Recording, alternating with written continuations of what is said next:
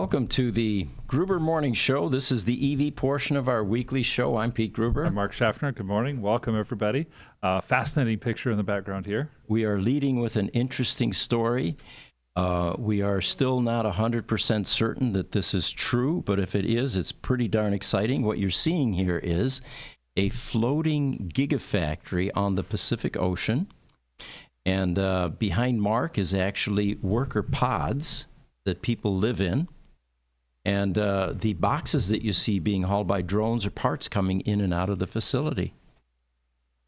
It's a really intriguing idea to have a floating factory. I mean, you think about the floating oil rigs that are out there. It's absolutely possible. It's been done. Sure, absolutely. So here's the headline and the story behind this.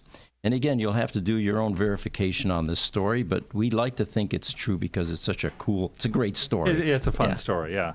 Elon Musk, they say, just dropped a bombshell at Tesla's latest shareholder meeting. A massive, self-sustaining factory that floats on the Pacific. Dubbing it the Aqua Gig, this solar-powered behemoth churns out 10,000 Cybertrucks a month while drifting beyond national waters. Free from regulations, Musk boasted, land's overrated. Our future is on the waves, which sparked a frenzy of awe and outrage. The rest of the story goes something like this. The factory design borrows from SpaceX's Starship hulls with watertight compartments and a desalination plant powered by Tesla's mega batteries. Workers live on board in Lux pods connected by Starlink, while drones ferry parts from the shore. Environmentalists decry it as a floating polluter, but Musk claims it's carbon negative, not just neutral, negative. Yeah. Recycling ocean plastic into vehicle frames and a bold flex of his green credentials, they say. Ex-users are calling it Musk's Pirate Kingdom, with memes of him steering the helm in a Tesla-branded captain's hat. Rivals like Ford are scrambling to catch up, but the Aqua Gig's first shipment, due next spring, could flood the market and sink the competitors. Is this Musk's wildest innovation yet, or a watery gamble that'll capsize his empire? Well, you think about it a little bit. International waters, not claimed by any nation. Mm-hmm. If you remember, if you're on a cruise ship or something going across the ocean, you can get married. The captain has the authority to marry people and do stuff like that. They are effectively the king of the ship. Yeah. So does that make Elon the king of Tesla out on the water? It would, and think of all of the liberties that are afforded when you leave any sort of a landmass and you're on a luxury ship, for example. Mm-hmm. Gambling, no more rules and regulations about that. Right. You know, so yeah, and tariffs, what are you going to tariff? This thing moves around, you know? Yeah. So anyway, it has some potential. And if you're interested, I tried looking up more information on this, and if we get more, we'll report. But I came up dry. There isn't too much on this. I actually came up dry as well on this one. So it's a fun story. Mm-hmm. And it has potential, and it's plausible. So again, if you're joining us, tell us where you're coming in from. That's always of interest to the other people that are joining us. And you know, if there's something you don't agree with, we'd certainly like to hear from you. Absolutely. So one of the headlines was 2025 Hyundai Ioniq 5 with NACS port charges much faster at superchargers, and they claim that this is the first non-Tesla EV with NACS charge port. Now, you mentioned that's probably not true.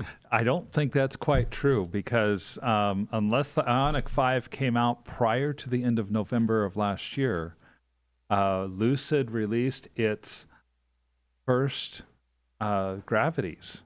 No, it was mainly friends, family, and investors. 7 of them, I think. But those gravities all have NACS ports in them. The general shipment of gravities, shipments for test drives and showrooms and things like that have taken place since the end of the year. General customer deliveries are set to start now in about 2 weeks. Okay. All right. So it may not be the first Hyundai, but the article goes on. They say, we tested Hyundai's claim of much faster charge times at Tesla superchargers by doing our 10 to 90% charge test at a supercharger and at an Electrify America charger to quantify the difference. And what they found was the average charge rate between the two is much closer than before, and the total charge time was 40 minutes on the supercharger 400-volt system and 30 minutes at the 800-volt Electrify America units. That I thought would be larger because Tesla's only 400 volts. Obviously, Tesla's superchargers are equipped to be able to handle higher current load. If it's only a 10-minute difference, that's pretty impressive, honestly. And it is the future, of course. Our voltages keep on climbing and going up. Got a few comments coming in. Yes. Welcome, PYGKLB says, you're too early for Talk Like a Pirate and too late for April Fools. Good point. Yes. Well, it's hopefully you're sunny up in Oregon now, but good to have you on. Dave's back with us. Dave Fink with Fink's Automotive. He says, I'm happy to be back for the live podcast. Welcome back. Yeah, welcome, Dave. So here's another interesting headline, and this just happened a week or so ago. Lucid Motors wins bankruptcy auction for Nikola's Arizona factory and other assets. I don't have a picture of this. No, I don't. Yes, I do, actually. Let's bring that up, and we'll take a look at what Nikola is famous for. Come on here. There we go. They, of course, are in the hydrogen business. Can we get that picture up on the screen there, guys? And what you're seeing there is a hydrogen semi-truck. So it turns out that Nikola fell on hard times, and they are liquidating. And Lucid Motors, they say, emerged as a surprise winner in the bankruptcy auction for this electric trucking company, Nikola, and other assets, according to a late Thursday night court filing. Well, Lucid committed $30 million in cash and non-cash considerations in exchange for the factory. And Nikola's lease on its Phoenix headquarters and certain machinery and inventory, according to the filing. Now, remember, both of these EV companies are headquartered in Arizona. Right. So the proximity between these plants makes a lot of sense for, Lucid. They say that as part of the deal, Lucid is planning to make offers to around 300 former Nikola employees. So we're going to get, they're going to retain their jobs, basically. Yeah, that for those employees, and I don't think Nikola had much more than 300 employees at the time of their filing. This has to just be, these people have to be ecstatic. Right. So, and the types of jobs that they're looking to retain within Lucid now is, of course, manufacturing, engineering, software, assembly, vehicle testing, and warehouse support. They say also, and this is a quote, as we continue our production, quote from Lucid's interim CEO, Mark Winteroff. Remember, he just recently replaced Peter Rawlinson. That's right. He says, as we continue our production ramp of Lucid Gravity and prepare for our upcoming mid-size platform vehicles, acquiring these assets is an opportunity to strategically expand our manufacturing, warehousing, testing, and development facilities while supporting our local Arizona community. From an insider, I also heard that there is some really cool equipment in these facilities. I'm sure. And let's not forget that Trevor Milton, initially, once the IPO occurred and they were flush with cash, they went on a spending spree. And we've seen this that's before. Right. Oh, totally. Remember the gym for the employees before even cars are rolling off the line? Yes. I don't think that, funds were in short supply and no holds barred purchasing. So according to this insider, there is some really cool equipment that Lucid is going to benefit from.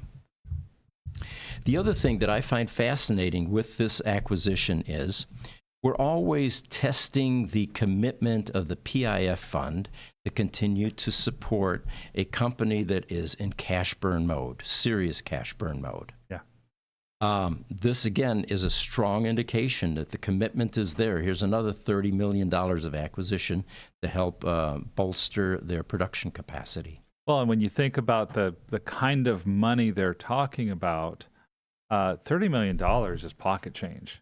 Yeah, for a company like that. For a company Lucid size and the funding they have. And $30 million for the type of facility that Nikola had is a steal. It is. I'm happy for the people who have been working at Nikola, that they're going to have a chance to have a job at Lucid. And I think this is potentially a good thing for Lucid, a very good thing.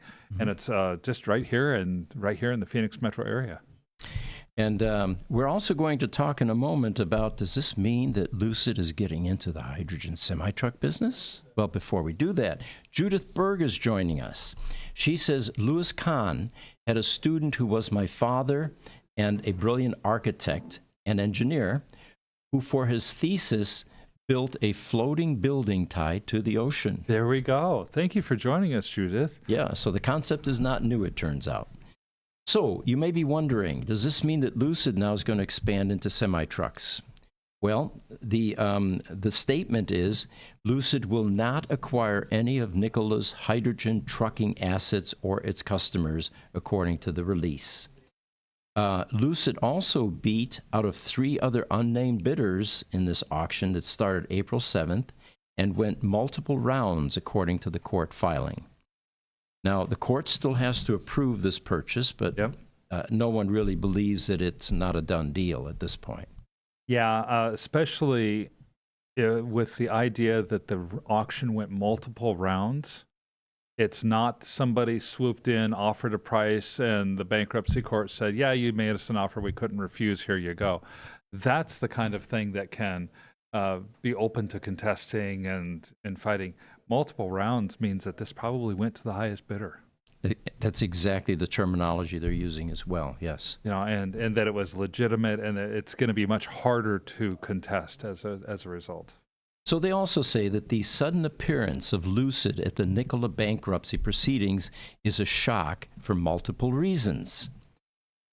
First of all, they say Nikola has been trying to sell its whole business since it filed for bankruptcy protection in February. Lucid is focused on making passenger EVs and has never dealt with hydrogen-powered electric vehicles, nor would they want to, I would imagine. Right. So that was a surprise. And then more recently, Nikola's founder, Trevor Milton, who was convicted of fraud in 2022, was just recently pardoned by the Trump administration in March. He was also, it turns out, evaluating a bid to purchase the assets or the remaining assets of Nikola. Nikola, however, convinced the court to block Milton from inspecting its factory and other assets in person ahead of the auction, which was held April 7th. So it sounds like there's some bad blood there. Yeah, it does sound like it. And an auction is almost like a type of a negotiation. The best bidder, the court is going to be out to really find the best bidder. Mm-hmm. If bidder A pays the same price as bidder B, but bidder A says, I don't want everything, you can keep some of the assets. Effectively, they've just said, I'm going to sweeten the deal. I'm going to give you a higher price because I'm going to let you keep some of your assets. Right. And maybe bidder B was the one that was like, well, I want it all. Mm-hmm.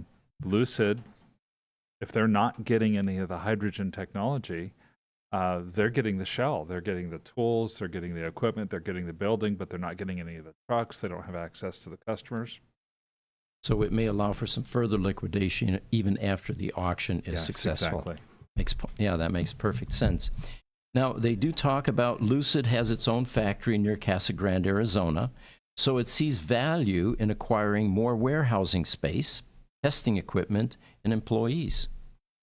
And they do have a caveat. While Lucid was top bidder for these assets at the auction, the bankruptcy judge is allowing objections to the sale to be filed until 12 p.m. Eastern Standard Time, Friday, April 11th.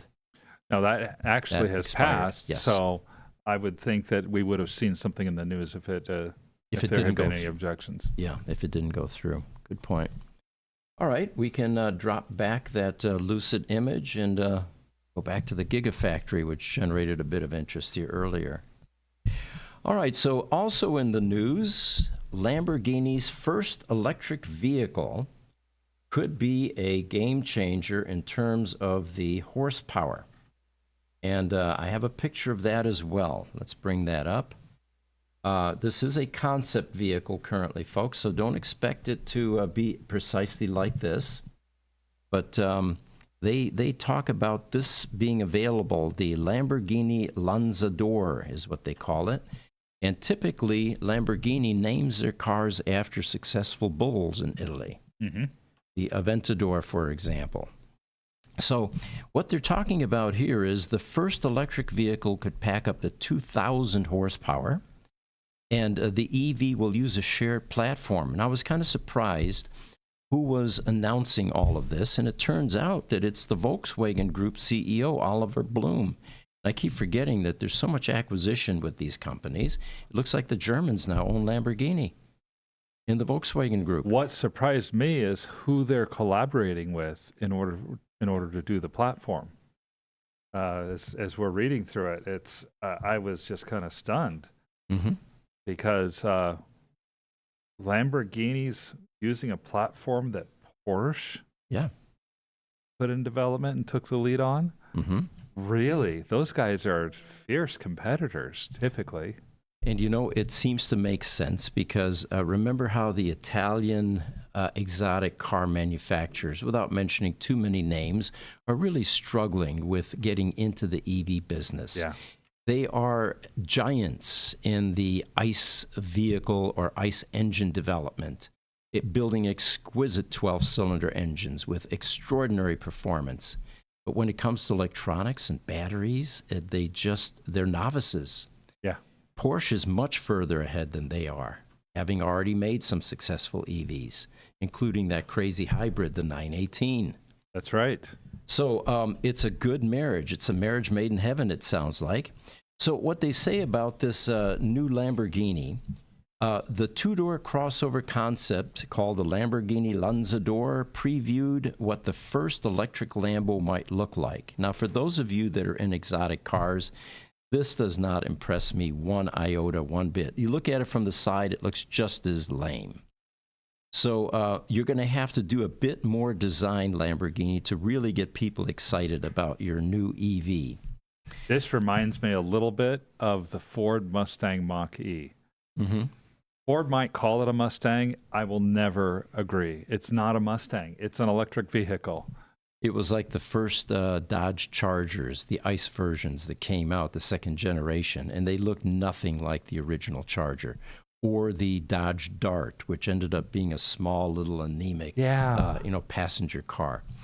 But anyway, the specs they're talking about here is it has debuted with a claimed 1341 horsepower, but the production vehicle could be up to 2,000 horsepower.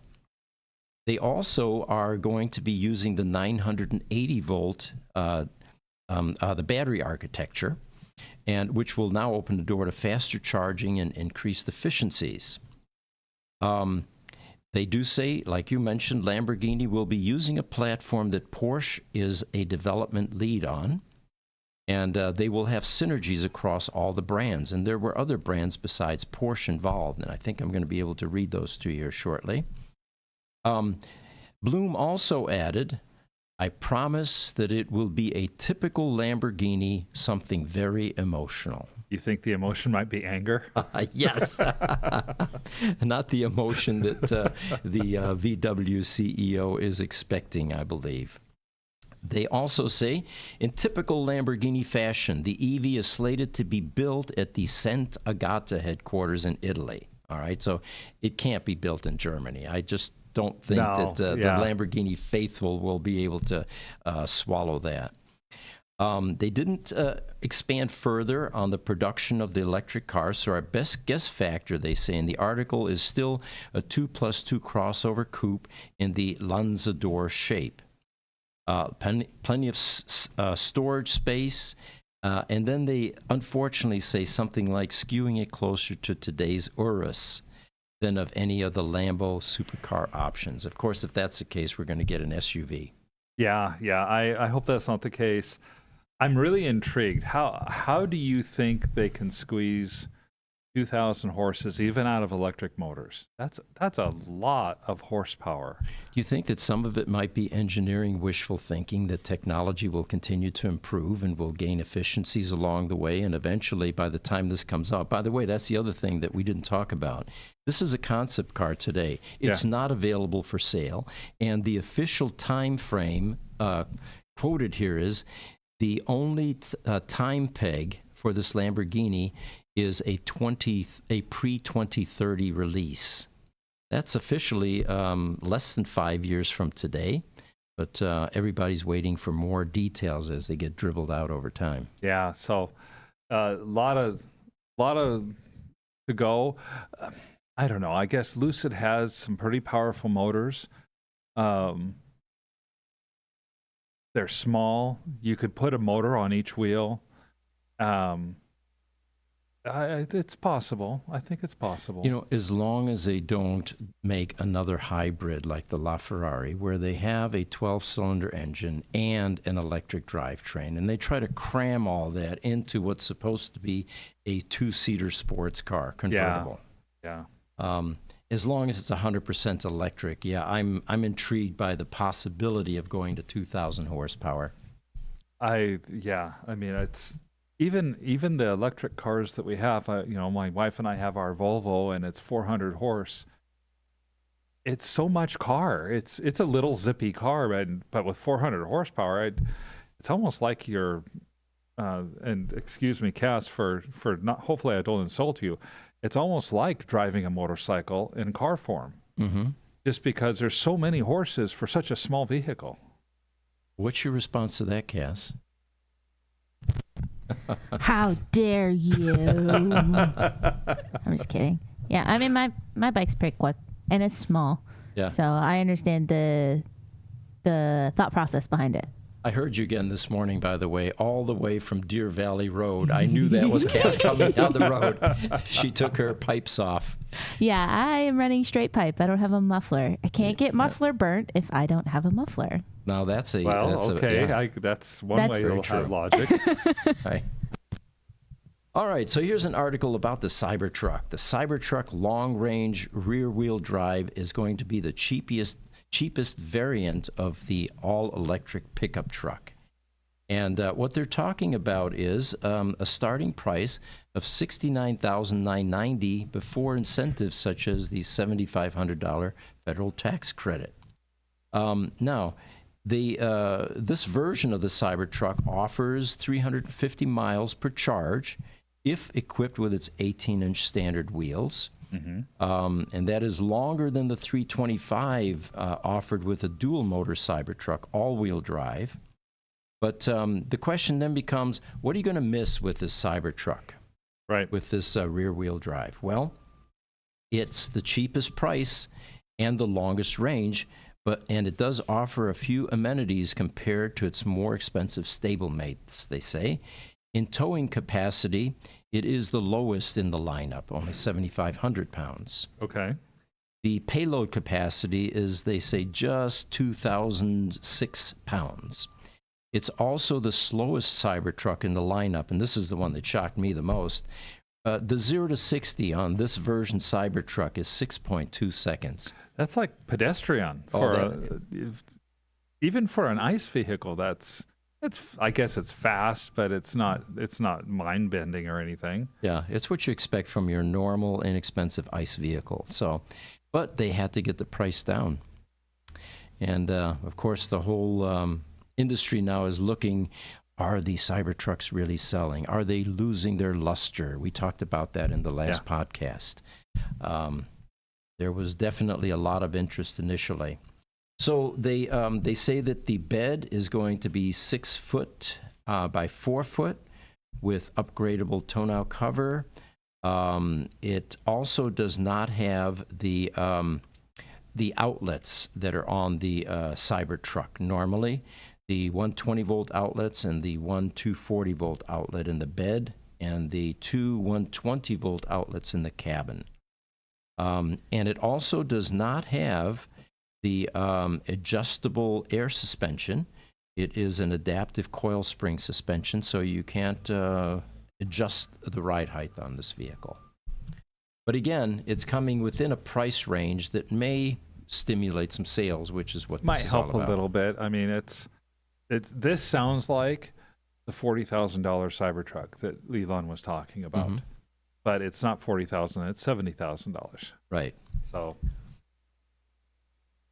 a couple people who have reached out to us. Ghost Privacy says hello again, gives us a wave. Yeah, welcome. PYGKLB, first like, come join me. Thank yeah, you. please like the podcast, everyone.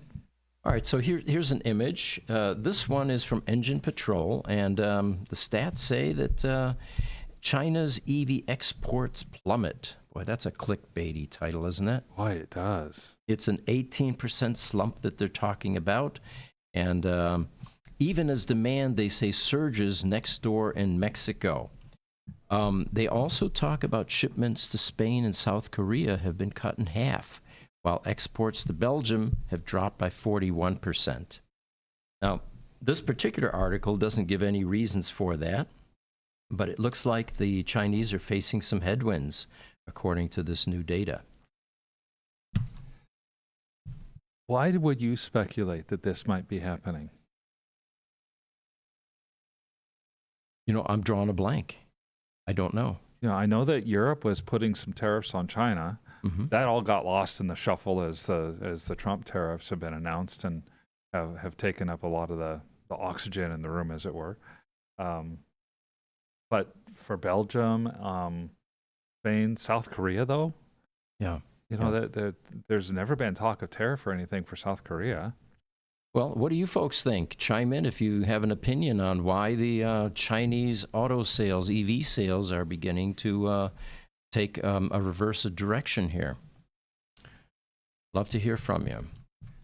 All right, got another interesting article here, and this one, going to get rid of this one and pop this one up. There we go. So this was an advertisement that I got from Redwood Materials just about a half an hour before the podcast. And for those of you unfamiliar, Redwood Material is a EV battery recycling company that was founded by J.B. Strobel, who was the chief technology officer at Tesla for over a decade. He left 3 years ago or so, and he founded a company called Redwood Materials, which specializes in recycling EV battery packs. And it is a great business model in that, unlike most business models where you have a supply chain feeding you raw materials, this one gets nothing but high-grade ore. And the recovery is in the 90% plus range. Right. So the reason this is very planet-friendly is typically lithium ion is mined in brine ponds in South America, for example. So you have you have an ecological disaster with what do you do with the brine, you know, that has been dried off or is leaching into the soil. Then you have your transport issues. You have to get it overland and then ocean going and then overland again before it gets to any kind of battery processing plants, either in China or in the U.S. So it is a very inefficient and not a very friendly process. With this project, you have a 90% plus recovery rate on the raw materials coming in. It can be endlessly recycled. It's almost like a closed loop system. Right. No new mining is necessary. So their offer to us today was, and I'll read this to you, act now and get the best price for your packs. Do you have an EV pack taking up space in your yard? Redwood's here to help. With cobalt prices peaking, there's never been a better time to sell your packs, but this won't last long.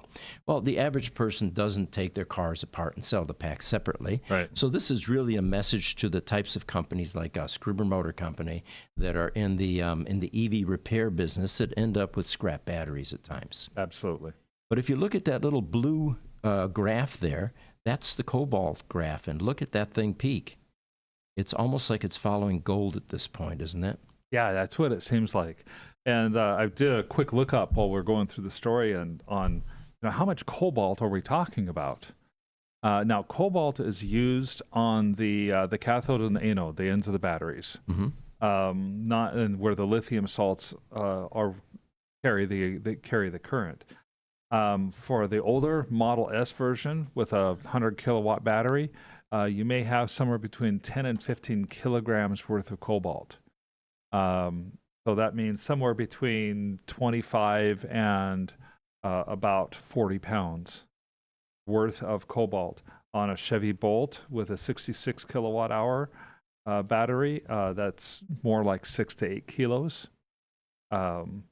BMW has with their 42 kilowatt battery. It's a little different technology, and they have nearly 10 kilograms or 22 pounds in just a 44 kilowatt battery. Notable, the newer Model 3s and Model Ys that are LFP batteries, lithium iron phosphate has no cobalt in it. Oh, really? Okay. So the newer LFP batteries will not have any cobalt at all. Okay, so we're looking at just lithium ion at this point in time. Yep. Which, of course, is all the older, sexy vehicles. Yep. Bearded Tesla is joining us. Welcome. He says, we need more education on the ability to recycle lithium batteries. So much misinformation on this topic. And there aren't that many vendors that are in that business. The ones we're familiar with here are Li-Cycle, which is local, and then, of course, Redwood Materials. But it just seems like, based on the recovery rate, and if lithium-ion batteries continue to be mass-produced, it seems like this would be a viable business venture for anyone else wanting to get into it. Oh, absolutely. And Bearded Tesla, you're right. We need more education on this. It's a largely misunderstood topic. Most people think that lithium-ion is just the whole batteries and everything is super harmful for the environment because of the mining operations, and the environmentalists have got that narrative going. Well, there is that alternative narrative. Recycling is already 90 to 95% plus efficient. So for those of you that missed our first segment showing the Aqua Gig Factory, we can drop that image, Cass. It was a story that we found, an interesting story about Elon's latest venture. He is talking about building a gigafactory on the Pacific Ocean. And what you see there are drones delivering parts. Behind Mark are some employee pods. They will be living on the water. Work pod, they call it, connected with Starlink. And if this story gains any legs, we're going to be reporting in the future. But the advantages here are, of course, that it floats on the Pacific Ocean, which makes it immune from many of the regulations, tariffs, and many of the laws that are restricting business. And according to Elon, the environmentalists are decrying it as a potential floating polluter, but Musk claims it will be carbon negative. So there you have it. If we get any additional information, we'll certainly report on it. We've reached the half-hour mark. Appreciate you all joining us. We'll see you next week. I'm Pete Gruber. I'm Mark Schaffner. Have a wonderful week.